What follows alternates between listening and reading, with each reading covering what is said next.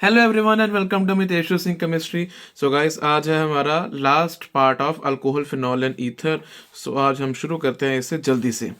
चलो बेटा, तो अब हमने अल्कोहल और फिनॉल के बारे में तो हमने देख लिया था। तो अब हम देखेंगे ईथर्स के बारे में। ईथर क्या है? बेसिकली आपने अल्केन लिया, उसमें से हाइड्रोजन को हटा दिया और ओ आर ग्रुप को लगा दिया। ओ आर ग्रुप को लगा दिया और आपके पास बन गया आर ओ आर। इसको बोलते हैं आप ईथर। क्या बोलते हो? ईथर।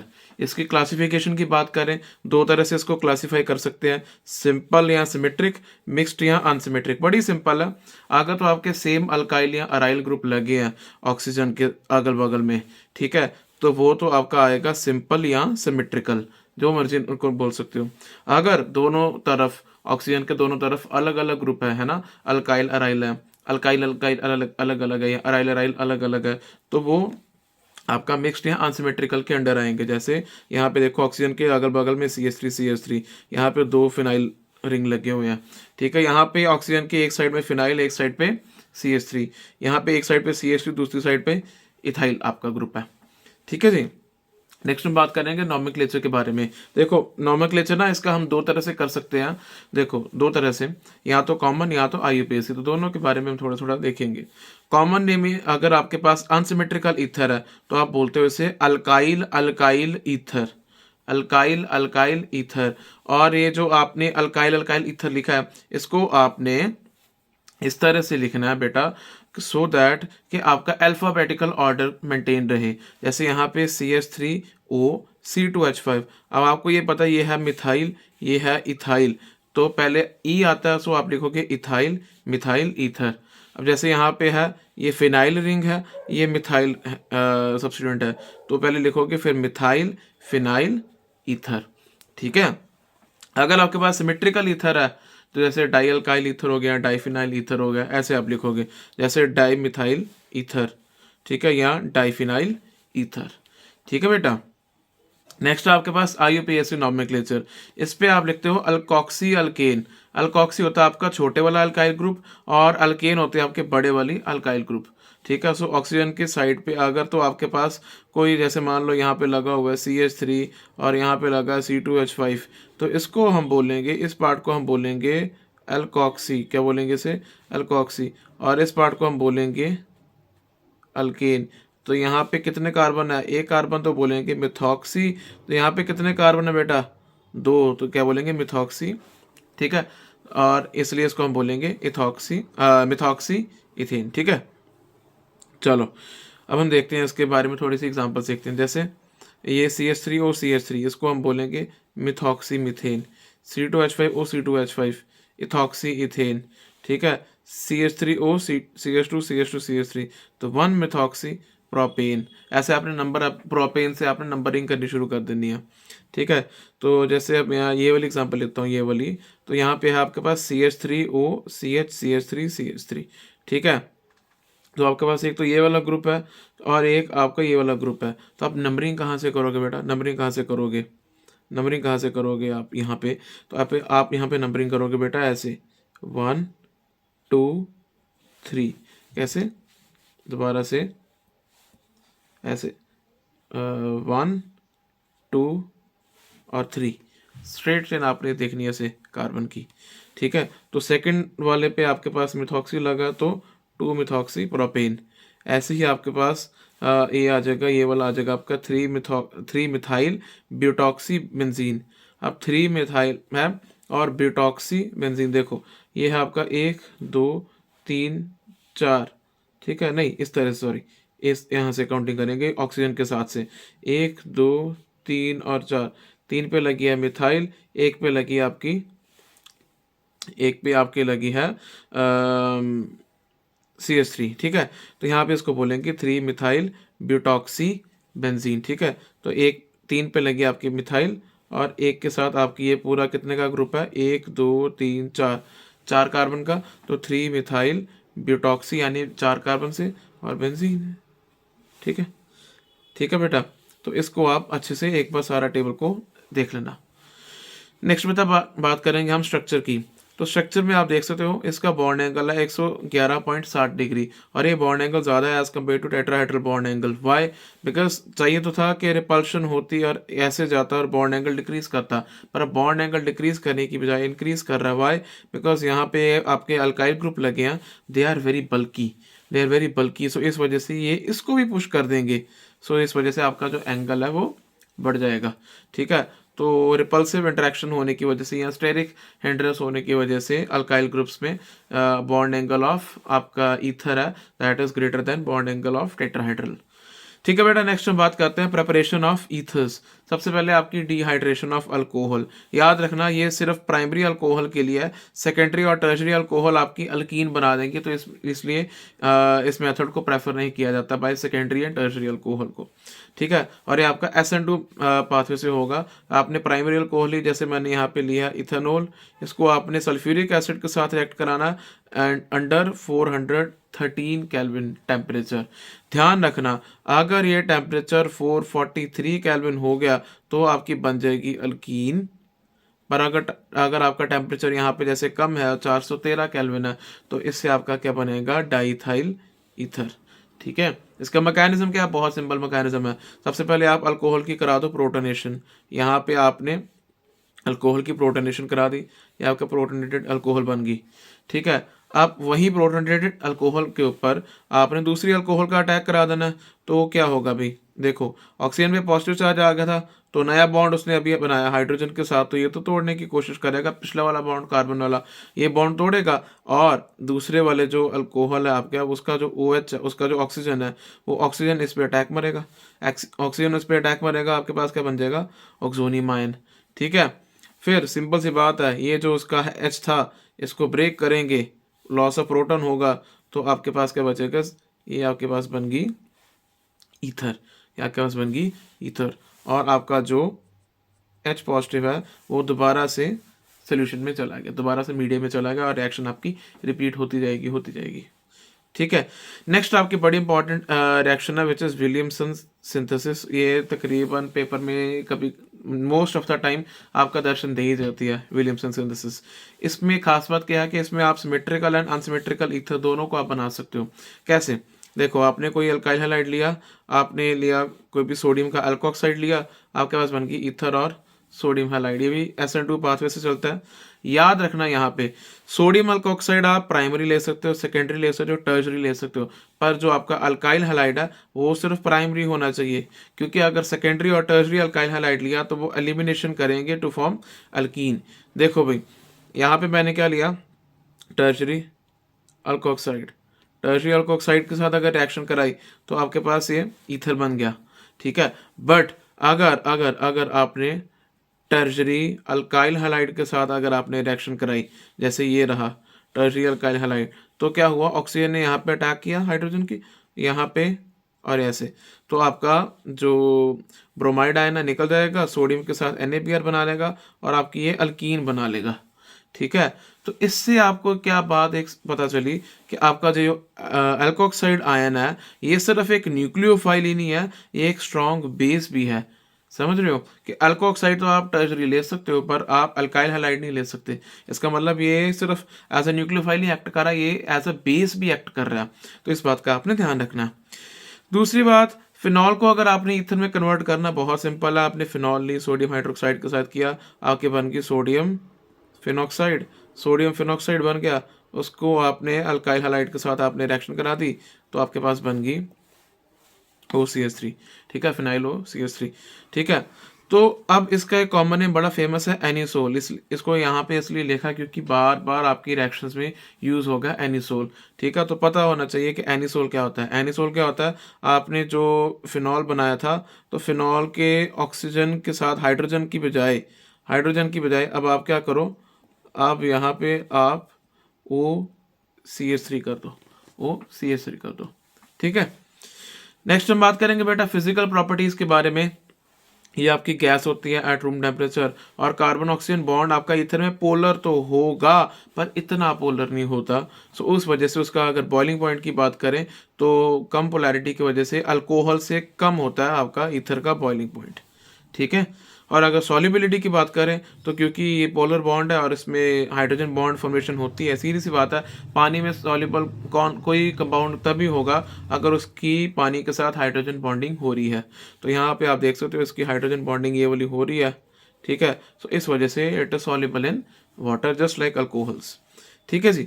नेक्स्ट हम बात करेंगे बेटा केमिकल रिएक्शन। सबसे पहले आपकी cleavage of carbon oxygen bond. Ether आपको पता बेटा लीस्ट रिएक्टिव फंक्शनल ग्रुप होते हैं, सो इस वजह से इनकी अगर क्लीवेज करानी हो तो आपको अंडर ड्रास्टिक कंडीशंस करवानी होती है with excess of alkyl halide. आपको बड़ी ज़्यादा ड्रास्टिक कंडीशंस मतलब बड़ी ज़्यादा टफ कंडीशंस आपको देनी पड़ती हैं। फॉर एग्जाम्पल देखो, अगर आपके पास बेटा सिमेट्रिकल ईथर है, सिमेट्रिकल ईथर, अब आपका पहला केस है सिमेट्रिकल ईथर। अगर सिमेट्रिकल ईथर की आप रिएक्शन कराओ दो विद HI तो आपके पास क्या बनता है, अल्काइल हैलाइड और अल्कोहल। और अगर आपके पास एक्सेस ऑफ HI है तो ये अल्कोहल भी रिएक्ट कर जाएगी अल्काइल हैलाइड के साथ और आपके पास बनेगी फिर अल्काइल आयोडाइड और प्लस वाटर, ठीक है। तो अगर मैं नेट रिएक्शन की बात करूँ, नेट रिएक्शन की, ठीक है, तो ये तो आपका ऐड हो गया C2H5, ठीक है, C2H5O C2H5 डाइथाइल ईथर तो आपका ये रहा, HI और HI आपका ऐड हो गया, ठीक है। फिर ये आपका अल्काइल आयोडाइड इथाइल आयोडाइड ये तो भी आपका ऐड हो गया, पानी आपका ऐड हो गया, कटा क्या, ये अल्कोहल और ये अल्कोहल आपकी कट गई, ठीक है। तो अगर मैं ओवर रिएक्शन की बात करूँ तो ओवर रिएक्शन आपकी क्या होगी, diethyl ether reacts with HI to give alkyl iodide ethyl iodide plus water. और ऑर्डर ऑफ रिएक्टिविटी आपको पता ही है कि HI की ज़्यादा होगी then HBr and then HCl। दूसरा केस की बात करें अगर अनसिमेट्रिकल ईथर हो, इसमें भी आपके दो केस बनते हैं। अगर तो आपका अल्काइल ग्रुप प्राइमरी और सेकेंडरी है, ठीक है, उसमें आपका SN2 मैकेनिज्म चलेगा और आपकी जो प्रोडक्ट फॉर्मेशन होगी वो आपकी स्टेरिक फैक्टर से कंट्रोल होगी, जो भी आपका स्टेरिकली फेवर्ड प्रोडक्ट होगा वो वाला बनेगा।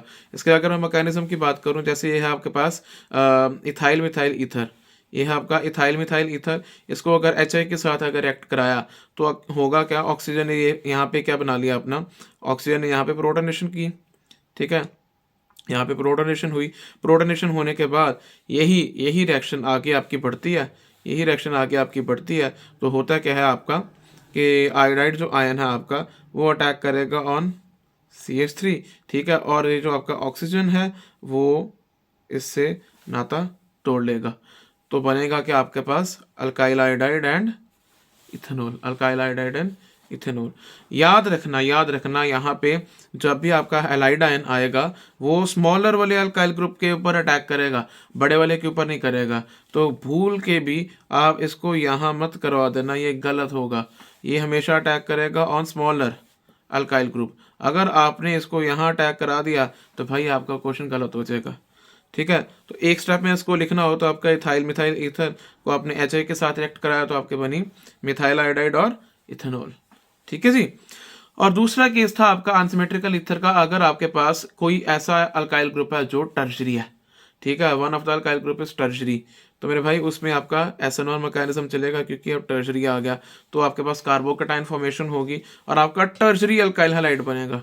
कौन सा, टर्शरी अल्काइल हैलाइड, ठीक है।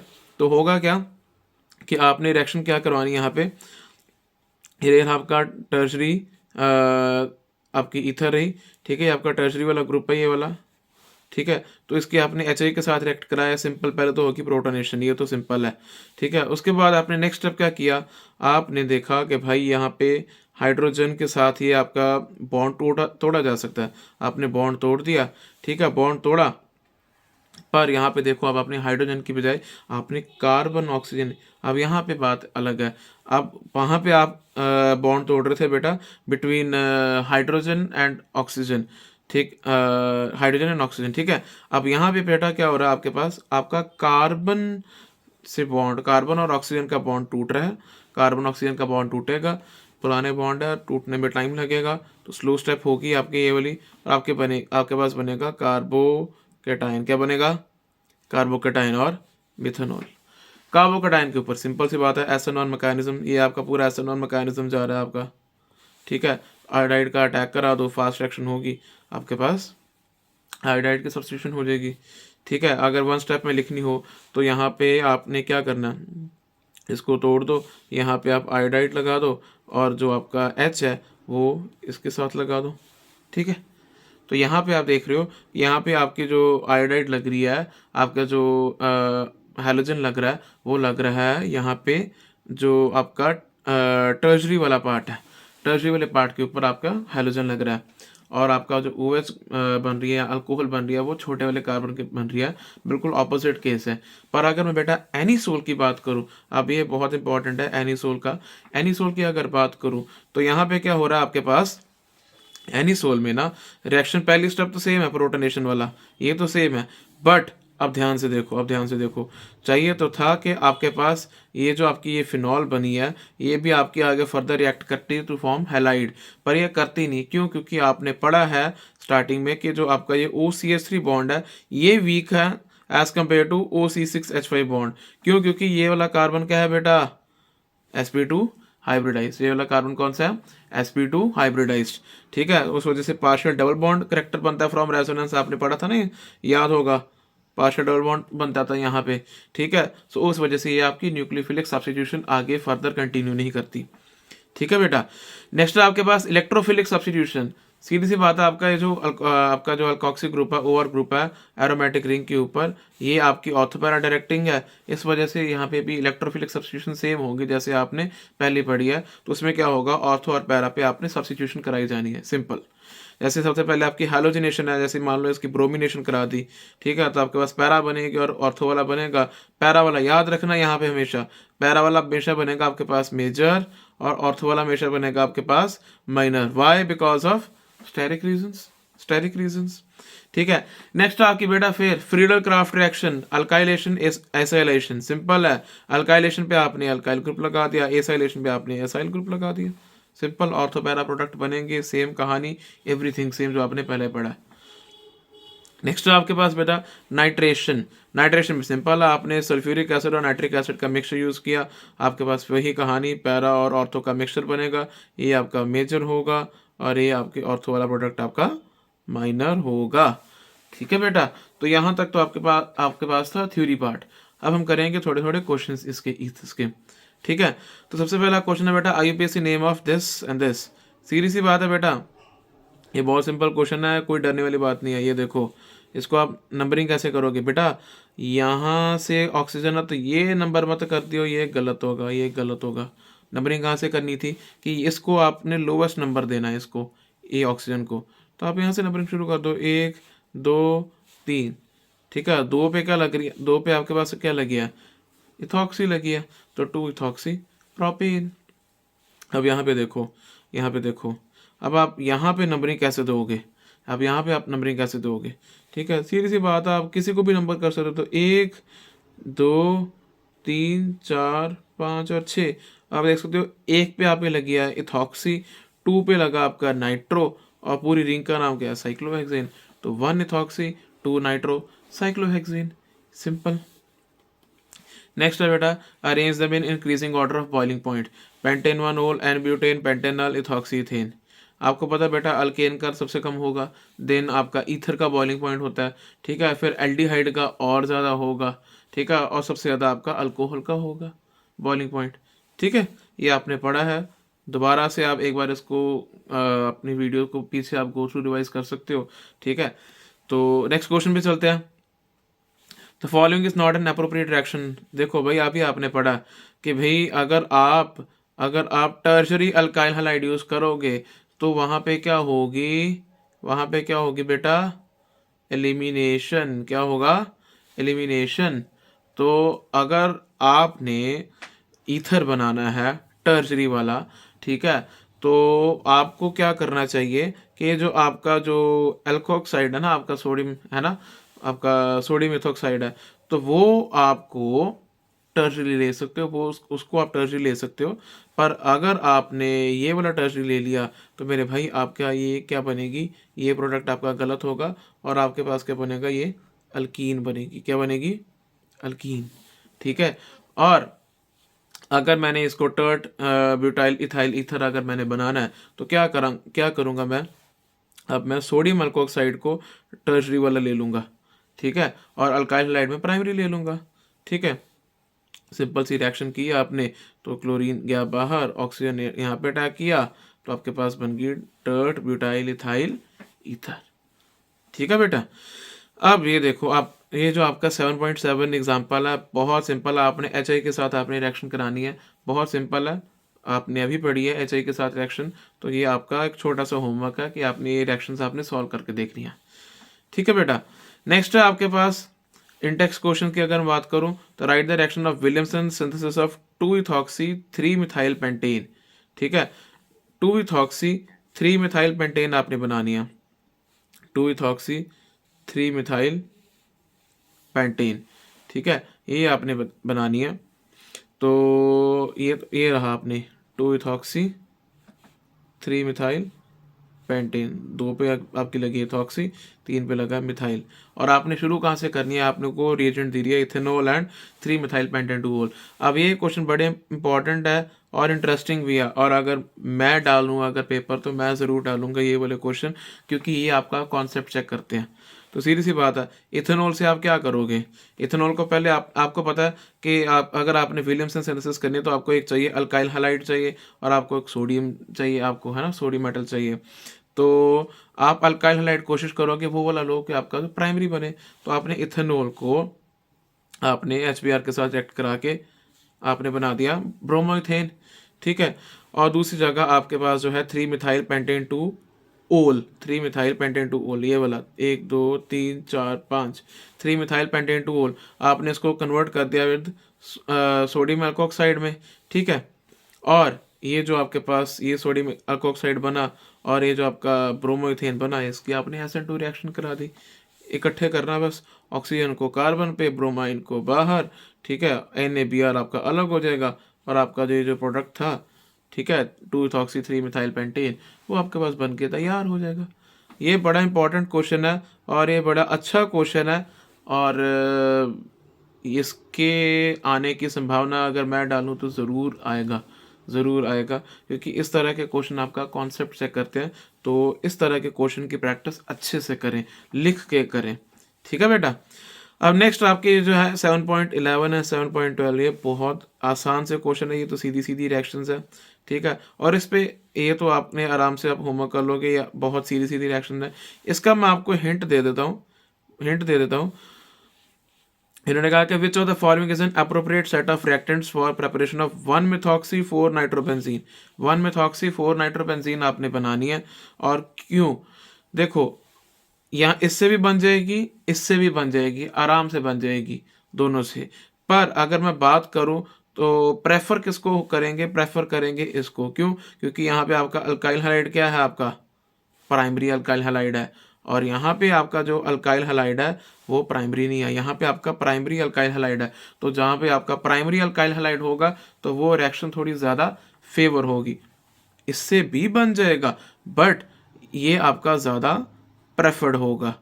ठीक है, तो इसको आपने घर से अब आपने प्रैक्टिस करनी है ये 2 क्वेश्चंस की। ठीक है, तो इसी के साथ बेटा आपका ये वाला चैप्टर होता है समाप्त। तो आई होप आपको अल्कोहल, फिनॉल और ईथर का आपका जो कॉन्सेप्ट है वो कॉन्सेप्ट बना होगा। तो इस टाइम को आपने यूटिलाइज करना है, और आपने अब अपनी सारी NCERT क्वेश्चंस और PYQs को साथ साथ में आपने सॉल्व करते रहना है। अगर ये आप साथ साथ में सॉल्व कर रहे हो तो बेटा आपको 90% से अबव लाने में कोई नहीं रोक सकता, आप आराम से फोड़ सकते हो। तो do your best and all the best. Thank you so much and happy learning.